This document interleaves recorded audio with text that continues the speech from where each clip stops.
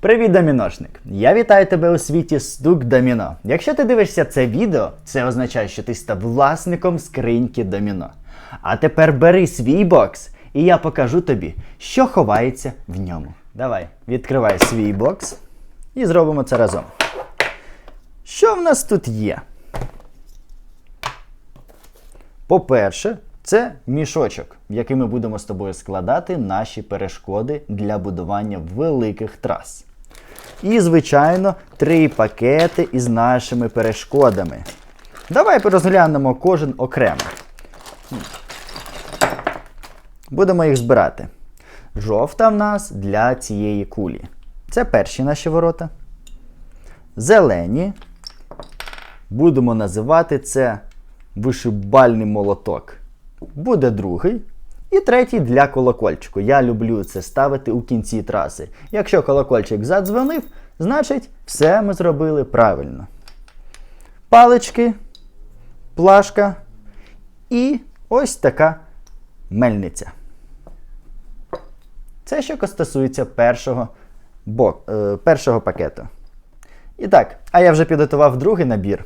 Це маленький пакетик, в який входить міст, ось таке колесо. Це ми розберемо, як з ним працювати. Велике колесо, трикутник, наша дерев'яна рибка і щось схоже на шапку. Екшен. А я вже встиг зламати нашу стіну, тож перейдемо до третього нашого пакетику. І так, в нас є 2 чорні кубики, 2 білих, 2 колеса, ще одна крутилка, дивись, прикольний шарик, і трубка, через який вона буде проходити. І, як ти бачиш, це сходи, які ми можемо об'єднати цим бревном. Або фіолетовим, або червоним. Що ж, складемо всі наші аксесуари, перешкоди до мішочку, щоб нічого не загубити. І все. Це буде у нас хранитись у зеленому мішочку. А тепер ми перейдемо до наших доміношок. Їх у нас 300 штук у цьому наборі. Давай їх відкривати. Що ж, і ось остання моя.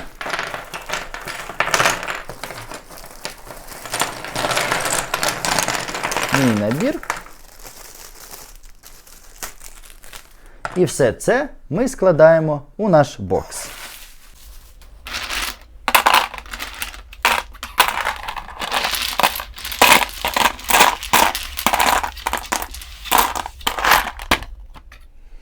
Що ж, останнє, що я знайшов у боксі, це наша інструкція. Дивись, є тут багато правил і багато трюків, які ми можемо застосовувати як із перешкодами, так і з лише доміношками.